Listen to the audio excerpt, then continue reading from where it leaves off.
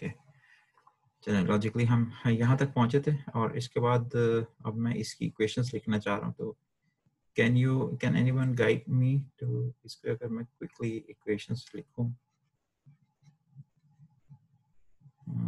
तो this will B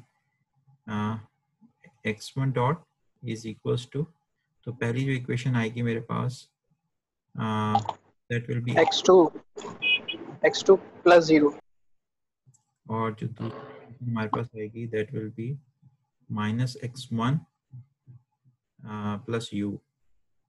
ठीक है, अब इसको हमने लेट्स से कि मैंने सिमुलेट करना है for u of t, like कोई यूनिट स्टेप है उसके लिए अप्लाई करना है। ठीक है, और फिर मैंने देखना है कि इसकी जो स्टेट्स हैं विद रिस्पेक्ट टू टाइम, तो इसकी जो स्टेट्स हैं लेट्स से x1 जो है x1 और x2, ये दोनों जो हैं वो किस तरह से बिहेव करती हैं। This is what I want to see when I apply a unit step here input पे। जो दूसरा सिस्टम है, दूसरे सिस्टम की इक्वेशन लिखूंगा तो they are this is minus x2 और x2 डॉट जो है this is x1 plus u। ठीक है, सो ड्यूरिंग द लेक्चर हम जब मैटलैब पे आएंगे तो इंशाल्लाह इन दो इक्वेशंस को हम सिमुलेट करेंगे। By the way in simple terms अगर मैं यहाँ इसको कोड लिखना चाहूँ या इसको मैं सिमुलेट करना चाहूँ किसी भी एक मॉडल को, तो मैं कैसे करूँगा? How should I do it? because what I'm interested in here is I am asking about x1 and x2। तो जबकि मैंने आपको x1 डॉट दिया है, allow me to go back from to the basics। बहुत ही बेसिक्स की तरफ अब मैं जाने की कोशिश करूंगा कि whenever it comes to we come to this situation कि आपको किसी किस्म की कोई कोई डिफरेंशियल इक्वेशन दी हुई होती है, इट्स अ डायनेमिक सिस्टम। सो तब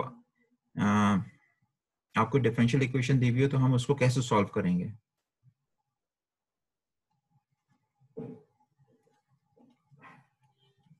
कोई भी differential equation, and by the way this is a system. इसके अंदर आप मुझे बता सकते हैं कि एक तो ये कि इसमें दो डिफरेंशियल इक्वेशन है, क्या मैं इन दोनों को मिला के एक डिफरेंशियल इक्वेशन बना सकता हूँ? Is it possible?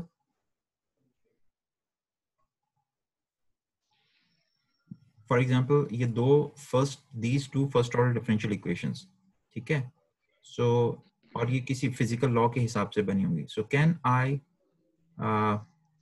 Combine these two equations? अब मैं ए और बी से स्टेट स्पेस से अवे जा रहा हूँ और मैं इनटू वन डिफरेंशियल इक्वेशन ऐसा कर सकता हूँ क्या मैं? Is it possible? अस्सलाम वालेकुम। अगर सर आप इनमें से किसी एक इक्वेशन का सेकंड ऑर्डर डिफरेंशियल इक्वेशन बना दें तो फिर एक टर्म जो है वो आप दूसरी इक्वेशन उसमें आ जाएगी। ओके, फॉर एग्जांपल क्या मैं इसको डिफरेंशिएट करूं taking a differential of this equation? क्योंकि हमने आप एक सवाल था कि भाई ये स्टेट स्पेस आया कहाँ से, तो हम जरा रिवर्स में चलते हैं और हम जाएंगे फिजिकल लॉ तक। तो मैं आमतौर पे हम इस तरह नहीं करते, हम डिफरेंशियल इक्वेशन यूज करते हैं and then we discuss about it. But now let's do it in a reverse way. So ये इक्वेशन थी हमारे पास x1 dot is equals to minus x2। ठीक है, पहली इक्वेशन है। If I differentiate this one तो ये हो जाएगा x1 double dot, this will be equals to minus x2 dot, ऐसा हो जाएगा। And then I have this value of x2 dot. तो अगर मैं इसकी वैल्यू दूसरी इक्वेशन से यहाँ प्लेस करता हूँ तो I will have something like this, minus x1 plus u। और अब अगर देखा जाए तो मेरे पास स्टेट एक ही बची है, सो लेट मी से के I let x1 is equals to x. Okay, now I can write कि ये जो ऊपर लिखा हुआ है this is x double dot equals to minus x minus u, and then I can write it like this: d square x upon dt square is equals to minus x minus u. अच्छा, अभी तक मैंने इनके these are all time variables, तो मैंने अभी तक इनको क्योंकि ये एक रियल सिस्टम है जिसकी हम बात कर रहे हैं, तो बेसिकली एवरीथिंग दीज आर, सो जो इस सिस्टम को जो भी हम बात कर रहे हैं, this is some kind of a real system. और रियल सिस्टम जितने भी होते हैं they are basically the system जिनको हम बना सकते हैं, फिजिकली बना सकते हैं, टेंजिबल होते हैं। और इसकी इनपुट u है and x is the state of this system. अच्छा, अब real system allow me to say something like this, इसकी जो इसी में से कोई जो है इसकी आउटपुट भी है। सो ये इक्वेशन आप लोगों ने या हमने जब से हम इंजीनियरिंग शुरू करते हैं, this is the first equation that we start working with, ordinary differential equation. और इस ऑर्डिनरी डिफरेंशियल इक्वेशन में हम इसको बाय यूजिंग डिफरेंशियल्स हम रिप्रेजेंट करते हैं आपके पास इनपुट्स और आउटपुट्स को, right? So this is how we actually do. और अगर मैं ये कहूँ कि x is the x ही वो चीज़ है जिस पे मैंने सेंसर को लगाया हुआ है, तो I can write it like this: dy of t upon dt square is equals to minus y of t minus u of t. ठीक है? And then we can think about taking Laplace. और फिर अब आप इसका अगर मैं Laplace कोई मुझे हेल्प करेगा, अगर मैं इसका लैप्लास लेना चाहूँ तो लैप्लास ट्रांसफर फंक्शन मॉडल की तरफ, taking Laplace for frequency domain analysis. तो अगर मैं इसको लैप्लास लूंगा तो what should I do? Laplace of this d square y upon d t square is equals to minus Laplace of this y of t and minus Laplace of this u of t. और जब आपके पास double derivative होता है तो if I remember s square y of s minus s and then y of 1 y differential y of 1 0 जी, ठीक है। और yes, फिर एक मतलब सिंपल भी आएगा y initial condition without y s। okay, so this is the अचानक popup हो गया तो फिर हमने इसको ये भी कर लिया माइनस, थैंक यू। ओके, ठीक है, यहाँ तक सही है सर स्टेप का लैप्लास क्या होता है? 1 नहीं होगा शायद? नहीं, स्टेप अभी या आप अच्छा आप इसको स्टेप नहीं ले रहे? नहीं, अभी हम सिर्फ सिस्टम की बात कर रहे हैं। मैं सिस्टम ही के साथ उसकी इंटरनल डिस्क्रिप्शन से हम आउटपुट डिस्क्रिप्शन की तरफ जा रहे हैं। एक ही सिस्टम में हमने कुछ चेंज तो नहीं किया। स्टेप जो है वो बेसिकली तो still I keep drawing the same thing कि y है और एक इनपुट है, and we are concern about this, how we are going to represent this. So अब अगर इसको देखें तो हमारे पास लेट्स से कि इनिशियल कंडीशंस जो है 0 है, ठीक है? तो इनको मैं ओमिट करना चाहता हूँ for the time being.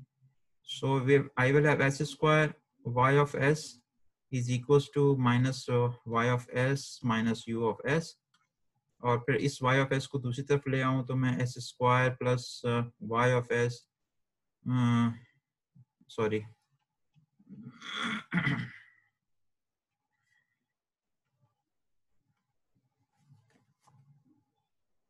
Okay, so far so good. और अब हम इसको लिख लेते हैं, अगर मैं इसको लेके आ जाऊं तो this will B y of s, और बिला वजह मैंने ये लगा दिया, खैर okay, minus u of s, and then I will have s square plus 1 and we have y of s here is equals to minus u of s और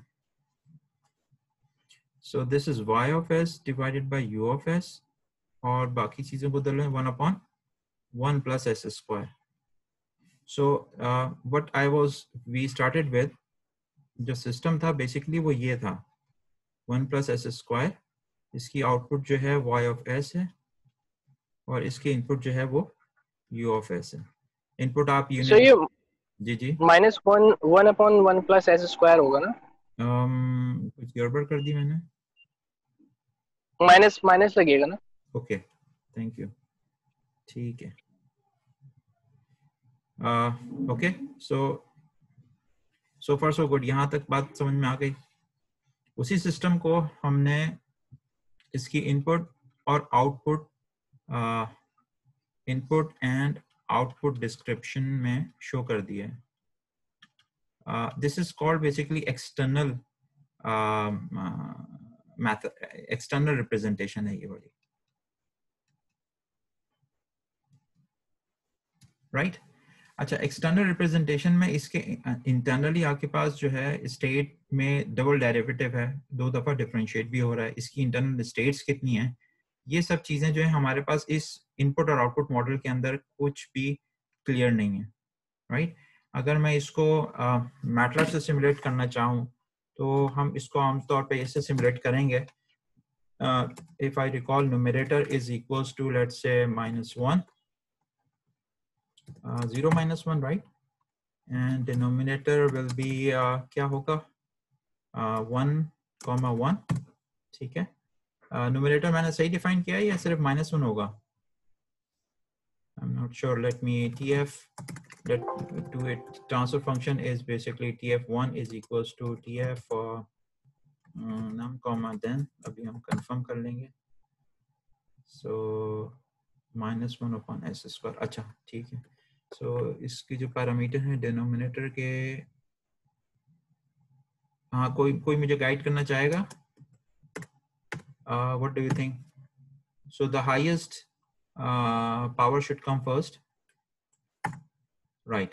ठीक है. So this is how अब हम transfer function में हमने इसको enter कर दिया है, and we can take a step response of this TF1. By the way, इस तरह से डिफाइन करने के बाद इस सिस्टम के बाद we can have response for different inputs. आप स्टेप रिस्पांस देख सकते हैं, ट्रांजिएंट रिस्पांस देख सकते हैं. मैटलैब थोड़ा स्लो भी वर्कआउट कर रहा है. The same thing we can do in Python as well. अगर आप में से किसी को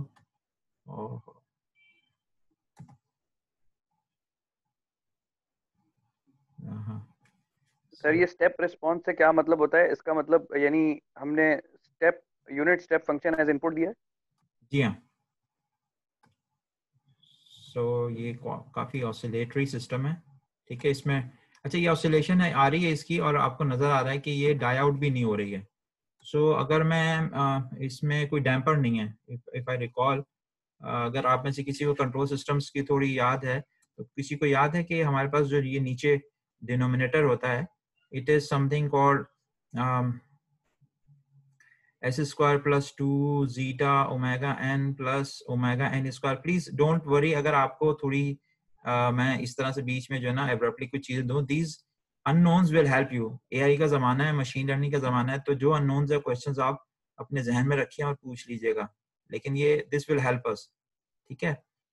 क्योंकि हम अप्लाइड चीज करने की कोशिश करें तो उसमें इस तरह से चीजें पॉपअप होती रहेंगी. बट डोंट वरी, आप सवाल पूछ सकते हैं. So if we see here, हमारे पास we are okay with the S square term. हमारे पास एक एस स्क्वायर टर्म भी है इसके अंदर, और हमारे पास समहाउ ये ओमेगा एन से मिलती जुलती है, लेकिन वी डोंट हैव दिस. ये बेसिकली कहलाता है जीटा जो है ये डैम्पिंग है. ये जो आप लोगों को मैंने पावर की पहले एग्जांपल भी दिखाई थी जनरेटर्स की आपस में, जनरेटर्स आपस में सिंक्रोनाइज होने के बाद आपस में डीसिंक्रोनाइज हो जाएंगे अगर वहां पर उनकी प्रॉपर डैम्पिंग नहीं होती है, ऑसिलेशंस अगर आ जाएंगे. तो मैं बस अभी बताते जहन में मेरे आया कि व्हाई नॉट, कि अगर मैं इसको थोड़ा सा चेंज करूं, अलाउ मी कि मैं इसमें, आप अगर देखें तो ये सस्टेन्ड ऑसिलेशंस कहलाती हैं. ये ऑसिलेशंस जो है ना, मतलब कोई फ्रिक्शन नहीं है, कोई डाई आउट ही नहीं हो रही है, कंटिन्यूस चले जा रही हैं.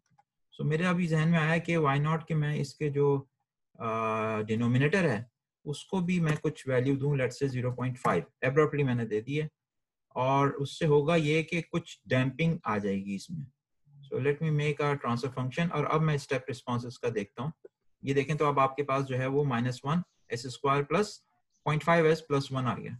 सो आई एक्सपेक्ट कि अब ये कुछ ना कुछ डैम्पिंग करेगा, यानी कि सर आपने जीटा की कुछ वैल्यू दे दी है यहाँ पे, थीटा की कुछ एब्रप्ट वैल्यू दे दी है, एंड आई एक्सपेक्ट कि अब जब मैं स्टेप लूंगा तो मेरे ख्याल से कोई नई फिगर बना लेता हूँ मैं, फिगर 2, और फिर हम देखते हैं इसका स्टेप।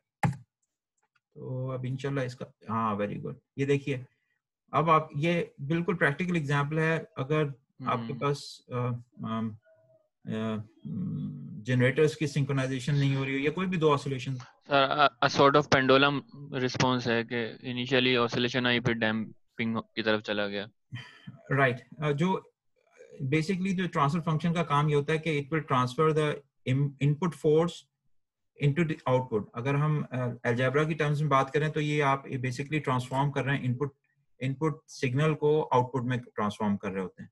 यानी अगर मैं कोई यहाँ पे सिग्नल बनाता हूँ, this is my input signal, any input signal जिसको मैं u ऑफ t का नाम दे देता हूँ, तो this will go through a system, और वो सिस्टम जो है आपके पास फिर कुछ आउटपुट प्रोवाइड करेगा। तो आपने फुल ऑसिलेशन दी, उसको अगर आपने डाई आउट करना है, कंट्रोल करना है, तो हमने क्या किया, इस सिस्टम में थोड़ा सा जीटा ऐड कर दिया, तो उसके बाद ये ऑसिलेशन आई और उसके बाद वो डाई आउट हो गई। ठीक है, सो कमिंग बैक हियर, लेकिन जी जी और यहाँ जो आपने ये ग्राफ दिखाया, हाँ इसमें मैं ये देख रहा हूँ कि जो आपका ट्रांसफर फंक्शन है, नहीं सॉरी सर, दूसरा वाला डैम्प वाला, मैं दोनों लाना चाह रहा था, सॉरी। अच्छा, तो ये जो डैम्प वाला आपका ग्राफ है, इसमें जो ट्रांसफर फंक्शन है जी उसमें विद टाइम ये हो रहा है कि डिनोमिनेटर जो है वो 1 की तरफ जा रहा है, इजंट इट? जी, क्योंकि जब आपके पास s जो है, अब बड़ी इंटरेस्टिंग सी चीज आपने बड़ी अच्छी मेंशन की है कि एक फाइनल वैल्यू थ्योरम है कि आखिर में इस पूरे ट्रांसफर फंक्शन की फाइनल वैल्यू क्या होगी। तो फाइनल वैल्यू थ्योरम ये कहता है कि आपके पास जब ये जो s है, व्हेन s टेंड्स टू 0, जब आपके पास s जो है इट टेंड्स टू 0, तो y of s upon u of s will settle to its steady state value या फाइनल वैल्यू पे। इसलिए अगर आप देखें तो हमारे पास जो इसकी जो वैल्यू आई थी, the graph was settling at -1। इसका मतलब है कि अगर मैं ऊपर जो है +10 कर दूंगा तो क्या मेरा जो रिस्पॉन्स है वो +10 पे सेटल होगा। हम ट्राई करेंगे, हम ट्राई कर लेते हैं। हम न्यूमरेटर को जो हमने पहले दिया था माइनस, इसको मैं 10 दे देता हूँ, राइट। और अब मैं दोबारा इसका ट्रांसफर फंक्शन लेता हूँ, एंड देन एक 3 में मैं इसको प्लॉट करता हूँ, या तो आपने देखा कि ये जो एक ट्रांसफर फंक्शन है, ये कोई स्टैटिक से नहीं है, बल्कि ये इनपुट आउटपुट के अंदर आपको बड़ी कीमती चीजें बता रहा है। आप इफ यू आर गुड, एक दफा अगर आपने मेहनत करके अच्छा ट्रांसफर फंक्शन क्रिएट कर लिया, तो आप इनपुट और आउटपुट की को कंट्रोल कर सकते हैं। ठीक है, राइट। तो सर मैं मुझे बताइएगा कि क्या मैं सही समझाऊं कि हमें जब हम किसी सिस्टम को स्टडी करते हैं, किसी भी सिस्टम को, तो हम बेसिकली उसके ट्रांसफर फंक्शन को मॉडल कर रहे होते हैं। हम सिस्टम को स्टडी अगर हम जी अगर हम मॉडल सही कर लें तो फिर ही हम स्टेबलाइजेशन की तरफ जा सकते हैं।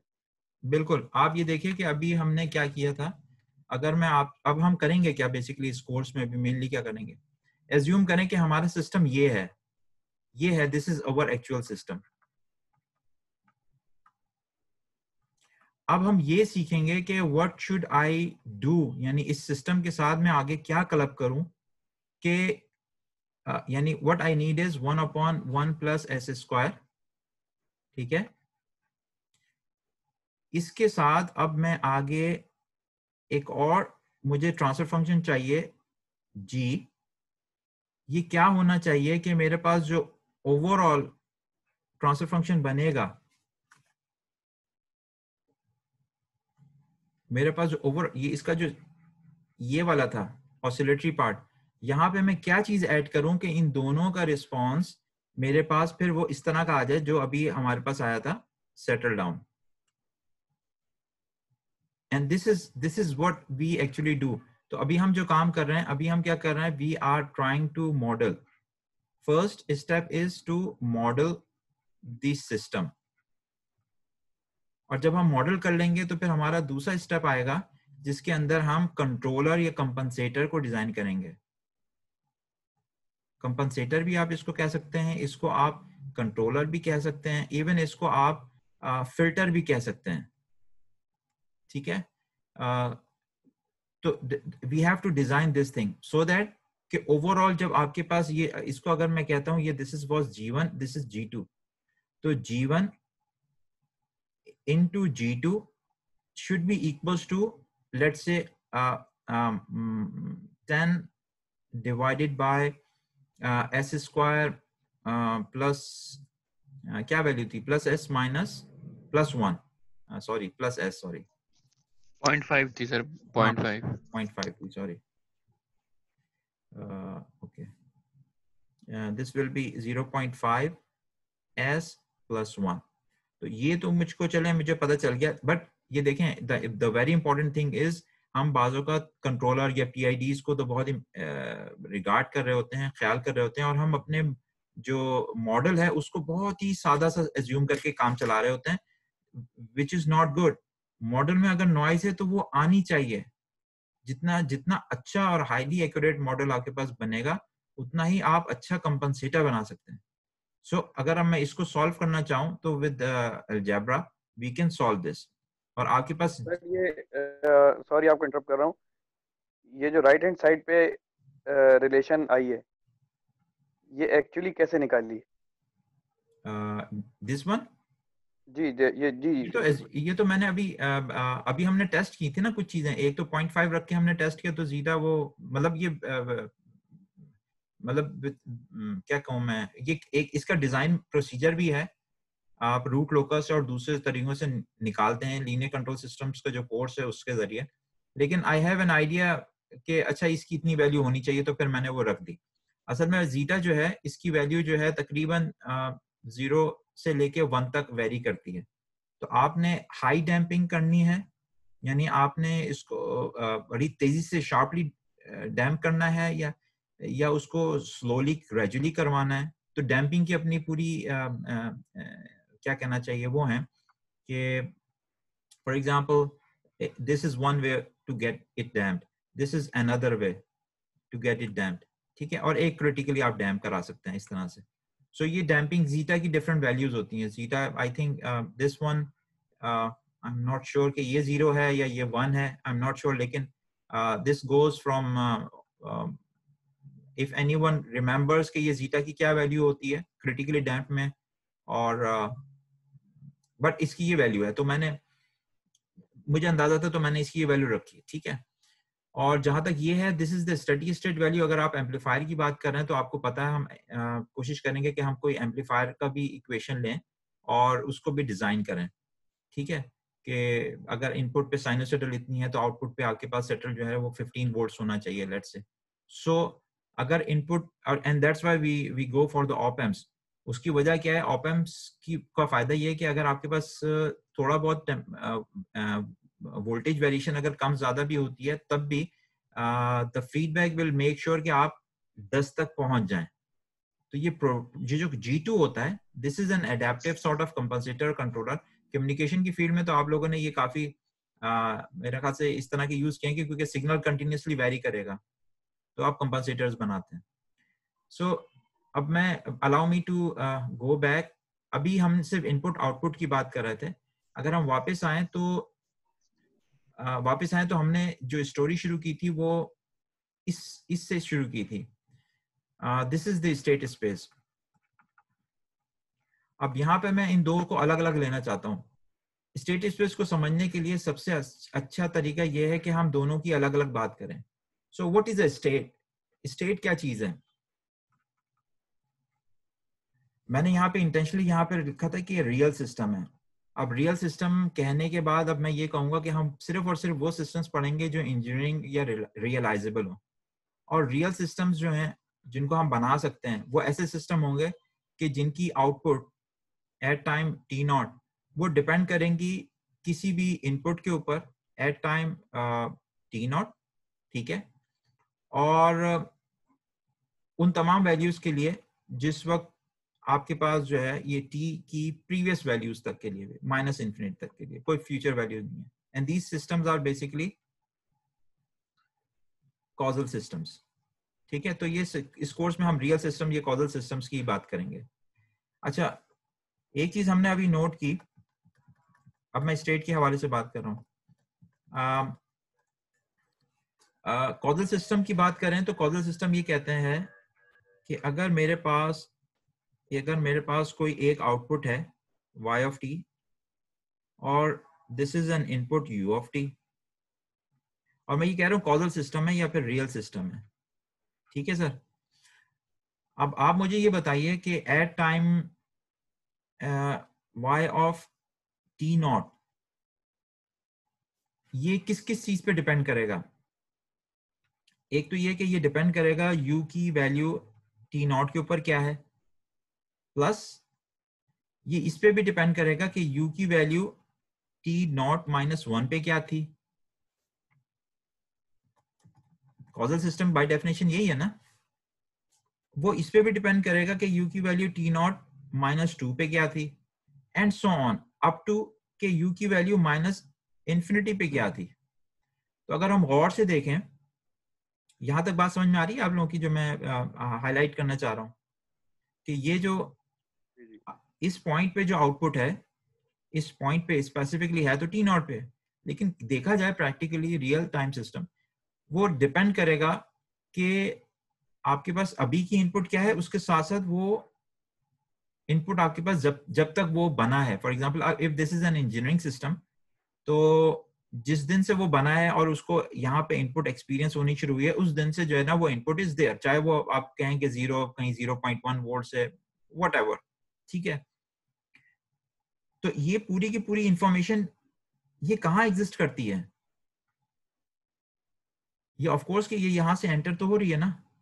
तो इसका मतलब ये है कि अगर if this is some kind of a energy storage system, right, आप समझ लें कि मैं अभी बात कर रहा हूँ और इनपुट जो है ना आप थोड़ा सा समझने के लिए ये समझ लें कि u ऑफ t जो है ना बेसिकली ये वो है, ये सन रेडिएशन है या ये फोटॉन्स हैं। तो आप अगर इस सिस्टम को सोचें तो ये किसी किस्म की एनर्जी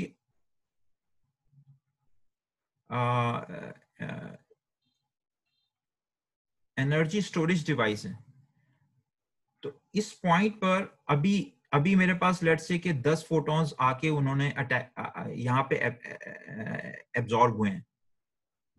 ये इनपुट 10 फोटॉन्स की प्लस ये पिछले जो अगर आपके पास 50 फोटॉन्स आए थे उनकी, ठीक है। तो अब आप मुझे थोड़ा सा ये बात बताइए इस इलस्ट्रेशन से, क्या आपके पास आपको ये बात समझ में आती है कि ये कहाँ पे है। मुझे कोई बता सकता है कि ये किधर है। ये जो पिछले 50 फोटॉन्स आए थे अभी का तो चले मैंने नोट कर लिया कि अभी u t नॉट जो है वो तो है 10 फोटॉन्स की, वो तो मैं यहाँ काउंट कर लेता हूँ। व्हाट अबाउट दीज 50 फोटॉन्स जो कि पिछले कुछ दिनों में इसके ऊपर आए हैं, ये हो सकती है कोई सोलर प्लेट ही हो, ये किधर है, ये मैं कैसे, who will represent this, any input? Sir अगर जो आपका रिस्पांस है for time less than T not, अगर वो स्टेट हो जाए तो I think that would contain all the energy, previous energy. ठीक है, लेकिन हम थोड़ा मैथमेटिकली बात कर रहे हैं, ऑफ कोर्स के ग्राफ के अंदर आएगा, लेकिन हमने अभी ग्राफ जो ड्रॉ किया था अभी आपके सामने, हमने वो ड्रॉ किया था विद दिस इक्वेशन। मैथमेटिकली मुझे बताएं कि वो यहाँ पे कहाँ एग्जिस्ट कर रहा है। एक्स ऑफ टी में। Very good, very near. यानी कि वो बेसिकली ये चीज है जिसको हम कहते हैं स्टेट। एक तो ये मैं कहूंगा कि ये जो एक्स आया ना, ये एक तो ये कि ये स्टेट है। ये स्टेट जो है ये सिर्फ अभी की स्टेट नहीं है, बल्कि इस स्टेट में दो चीजें हैं। नंबर वन, एक तो ये कि ये स्टेट जो है आपको ये बताती है कि how I am going to behave, dx upon dt अपना बताएगी। दूसरा इसके पास बहुत इंपॉर्टेंट चीज होती है, वो ये है कि this has all, this accumulates, allow me to write it like this accumulates all the input from, जब आपके पास t नॉट जो है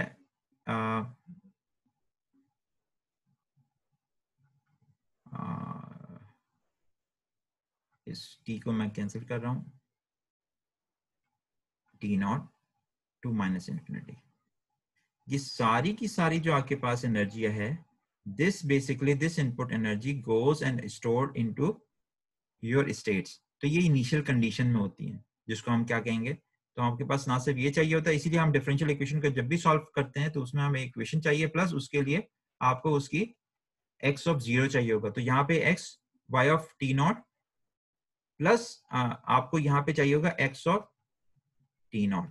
तो ये पूरी की पूरी चीज जो है ये पूरा ये 50 फोटॉन्स वाली और पिछली सारी की सारी चीजें, ये सब का सब जो है इसको रिप्लेस कर देती है ये आपकी स्टेट की इनिशियल कंडीशन। ठीक है, इज इट क्लियर?